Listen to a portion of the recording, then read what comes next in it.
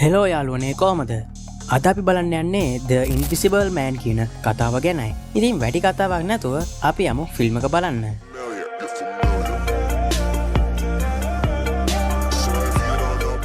කතාව පටන් ගැනීමේදී අපිට පෙන්නනවා සිසිලියා කියන කාන්තාව මාරෑ ඈරන දර්ශනයකින්. මෙයාගේ අනිත් පැත්තේ ඉන්නේ මෙයාගේ බොයිෆ්‍රෙන්ඩ් වෙන ඒඩ්‍රියන්. මෙයා සුපිරිම ඉංජිනේර කෙනෙක්. ඒ වගේම හොඳ ව්‍යාපාරිකයෙක්. ඇත්තටම කිව්වොත් සිසිලියා ඉන්නේ සතුටින් නෙවෙයි. මොකද ඒඩ්‍රියන්ගේ බලපෑම නිසා සිසිලියාව හරියට බලාගන්නේ නැහැ. කිසිම විදිය ආදරයකුත් නැහැ. ඉතින් සිසිලියා මේම හැරෙන්නේ ඒඩ්‍රියන්ගෙන් තියෙන බලපෑම නිසා. තවදුරටත් ඒඩ්‍රියන් සමග ජීවත් වෙන්න බැරි නිසා සිසිලියා තීරණය කරනවා ඒඩ්‍රියන්ගේ දැඩි ආරක්ෂාවක් තියෙන ගෙදරින් පැන ගන්න. ඉතින් ඒක නිසා සිසිලියා ඒඩ්‍රියන් බොන වතුර වීදුරුවට නිතිපෙති කලවම් කරලායි තියෙන්නේ. මෙයා කලින් ලෑස්ති කරගත් බෑග් එකක් අරගෙන පැනලා යන්න සූදානම් වෙනවා. සිසිලියා යන්න කලින් ගෙදර CCTV එක එයාගේ ෆෝන් එකට දාගන්නවා. ඊට පස්සේ මෙයා එයාගේ බල්ලගේ කරවටියත් ගලවනවා. හැබැයි බල්ලගේ වැරදීමක් නිසා බල්ලා ළඟ තියෙන කාර් එකේ ගිහින් වදිනවා. ඒක නිසා කාර් එකේ ළම් එක වදිනවා. ඒ සද්දෙට ඒඩ්‍රියන් හැරෙනවා. ඉතින් සිසිලියා කොහොම හරි කරලා ගෙදර තාප්පෙන් පැනලා පාරට යනකොට මෙයාව ගන්න මෙයාගේ සහෝදරිය එනවා.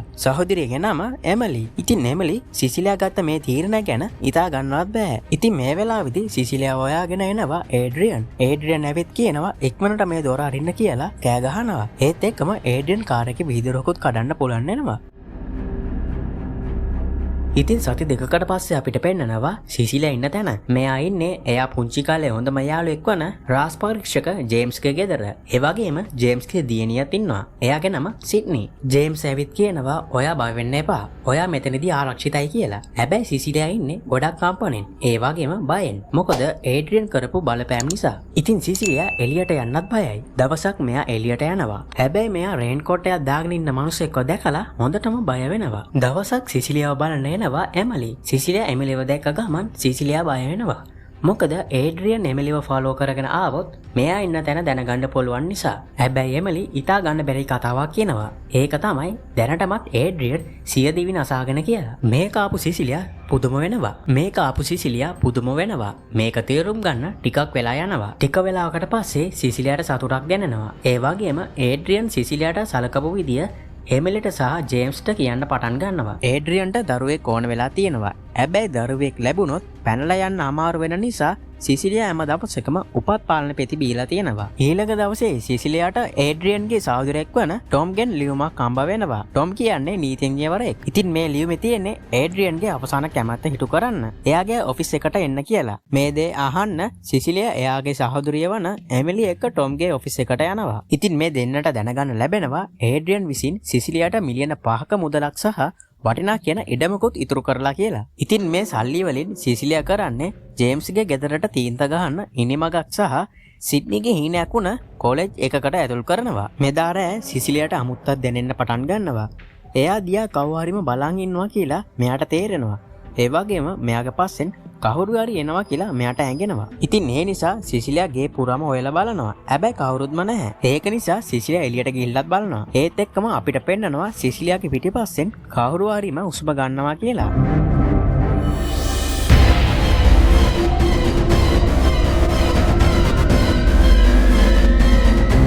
ඊට පස්සේ අපිට පෙන්වන්නේ උදේ වෙන සිද්ධියක්. සිසිලියා උදේට කෑම හොයන අතරේ පොඩි වැඩක් සඳහා එළියට යනවා. සිසිලියා ගියාට පස්සේ අద్భుත විදියට පීයක් බිමට වැටෙනවා. ඒ වගේම ගෑස් ලිපේ ගෑස් වැඩි වෙලා ගිනි ගන්න පටන් ගන්නවා. හැබැයි මේ දෙන්නට පුළුවන් වෙනවා ගෙදර තියෙන ගිනි නිවන උපකරණයකින් ගින්න නිවන්න. හැබැයි අපිට තේරෙනවා මෙතන මොකක්ම සිද්ධ වෙනවා කියලා. කාලය ටිකෙන් ටික ගත වෙලා රෑ වෙනවා.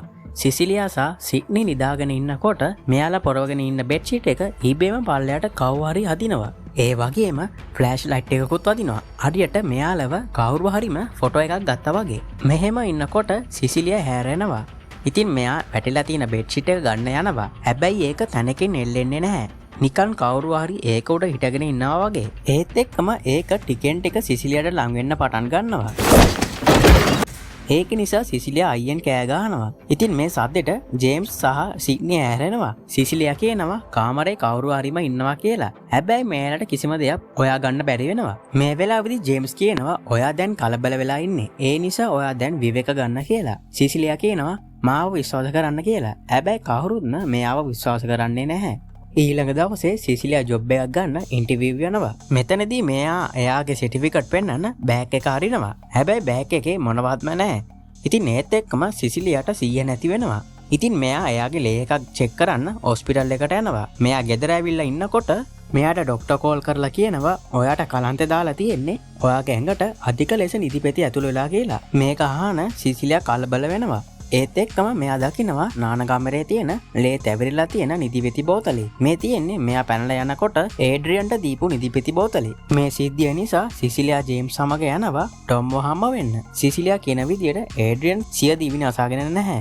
එයා හිතන්නේ ඒඩ්‍රියන් තවමත් ජීවත් වෙනවා කියලා. එයා ඉන්නේ මොකක් හරිම විද්‍යාවට සම්බන්ධ කාටවත්ම නොපෙනෙන දෙයකින් කියලා. මෙයා කියන විදියට එතකොට එයාට පුළුවන් කාටවත්ම නොහිතෙන විදියට මට වද දෙන්න කියලා. තව සිසිලියා පැනලා යන්න උත්සාහ කරන දවසක වෙච්ච දෙයක් කියනවා. ඒ වගේම සිසිලියාව බය කරන්න ඒඩ්‍රියන් සිසිලියා දිහා දිගටම බලන් ඉන්නවා. සිසිලියා මේ වෙලාවේ කියනවා මට කවදාවත්ම සැනසීමෙන් ඒඩ්‍රියන් ඉන්න දෙන එකක් නෑ කියලා. ඒත් ටොම් ගාව ඒඩ්‍රියන්ගේ අලුබදුන තියෙන නිසා ටොම් මේක විශ්වාස කරන්නේ නැහැ. ඒ වගේම ටොම් ඒඩ්‍රියන් ඇත්තටම සිය දිවි නසාගත්ත කියලා තාවුරු කරන්න සිසිලියාට මේ වෙලාවේ ඡායාරූප ටිකක් පෙන්නනවා. මේකෙන් පස්සේ සිසිලියා යනවා එමලිව හම්බ වෙන්න.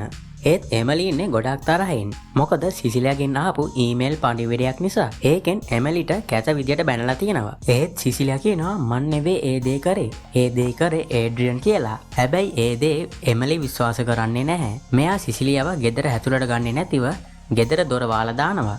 සිසිලියා ගෙදර ඇවිල්ලා අර මැසේජ් එක දකිනවා. එයා ගොඩක් අවුල් යනවා. ටික වෙලාවකට පස්සේ සිඩ්නි එනවා සිසිලියාව බලන්න.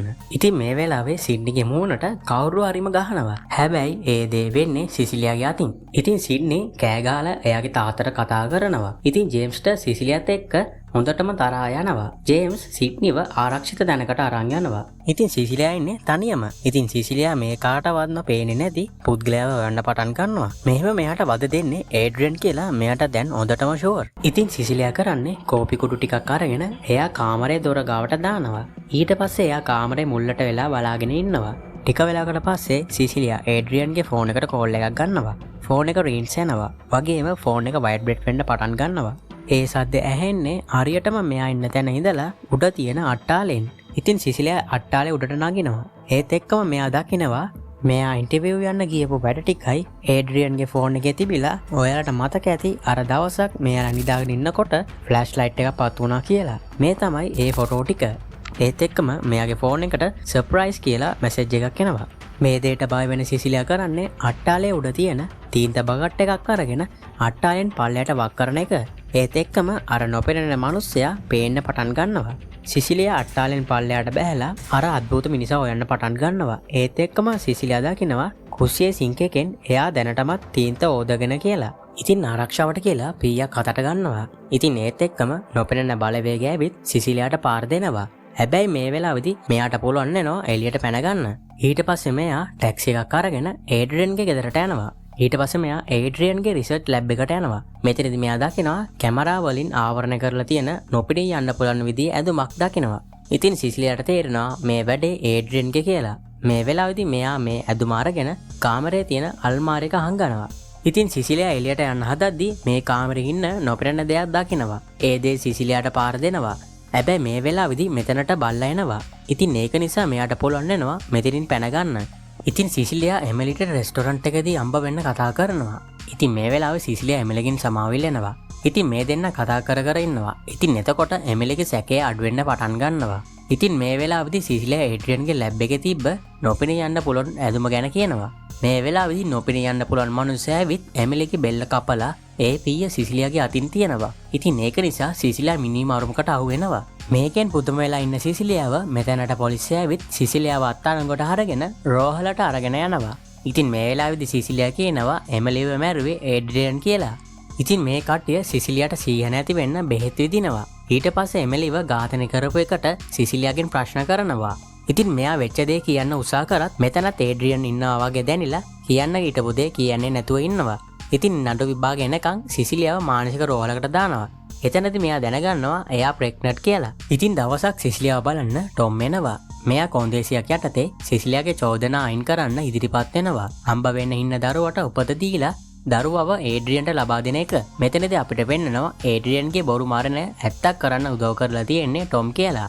ටොම් ඒඩ්‍රියන් එක්ක වැඩ කරලා තියෙනවා. ඉතින් මේ වෙලාවේදී ටොම් කියනවා ඔයා උපාත්පාලන පෙති ගන්නවා කියලා ඒඩ්‍රියන් දැනගෙන ඉඳලා තියෙනවා. ඒකින්ද ඒ පෙති අයින් කරලා ඒකට වෙන පෙති වගේක් දාලා තියෙනවා.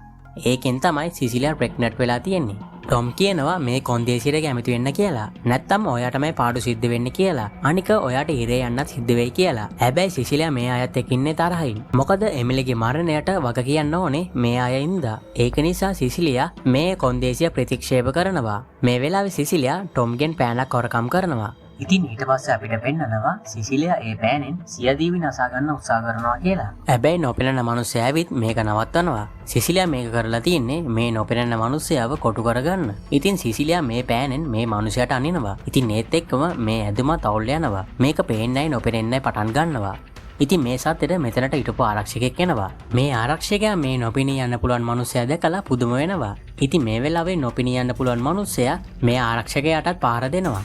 ඉතින් සිසිලියා මෙතනින් පැන ගන්න උත්සාහ කරද්දී මෙතනට තව ආරක්ෂකයෝ එනවා. හැබැයි මෙතනටත් නොපෙනී යන පුළුවන් මිනිස්සයා ඇවිත් මේ කට්ටියගේ කතාවත් ඉවර කරලා දානවා. මේ වෙලාවේදී සිසිලියාට පැන ගන්න පුළුවන් වෙනවා. මෙයාට පුළුවන් වෙනවා රෝහලේ පාකින් එකට එන්න. හැබැයි මෙතනට නොපෙනී යන්න පුළුවන් මිනිස්සයා ඇවිත් සිසිලියාට තර්ජනය කරනවා. ඉපදෙන්න ඉන්න දරුවව පරිසම් කරේ නැත්තම් සිඩ්නිගෙන් පටන් අරගෙන ඔයා ආදරය කරන හැමෝම ඉවරයක් කරලා දානවා කියලා මේ නොපෙනී යන්න පුළුවන් මිනිස්සයා මෙතනින් යනවා. ඊට පස්සේ සිසිලියා ජේම්ස්ට කතා කරලා අනුතුරුව ගන්න උත්සාහ කරනවා. ඉතින් මෙයා කාර් එකත් අරගෙන ජේම්ස්ලගේ ගෙදරට යනවා. ඉතින් අර නොපෙනී යන්න පුළුවන් මිනිස්සයා ඇවිත් සිඩ්නිට පහර දෙන්න හදනවා. ඉතින් මෙතනට ජේම්ස්ුත් එනවා. හැබැයි මෙයාටත් පහර දෙනවා. ඉක්මනින් මෙතනට සිසිලියාත් එනවා. සිසිලියා ඇවිත් මේ නොපෙනෙන මිනිස්සයාට ෆයර් එක්ස්ප්‍රේ කරනවා. ඒකෙන් මේ මිනිස්සයා ඉන්න තැන පේන්නත් පටන් ගන්නවා. මේකෙන් ප්‍රයෝජන ගන්න සිසිලියා ඔහුට 4 සැරයක් වෙඩි තියනවා. ඒකෙන් ඒ පුද්ගලයා මරණයට පත් වෙනවා. හැබැයි වෙන්නේ සිසිලියා ඊනකින්වත් හිතපු නැති දෙයක්. ඒ ඇදුමේ වෙස්මුණ ගලවද්දී සිසිලියා දකිනවා ඒ ඉන්නේ ටොම් කියලා.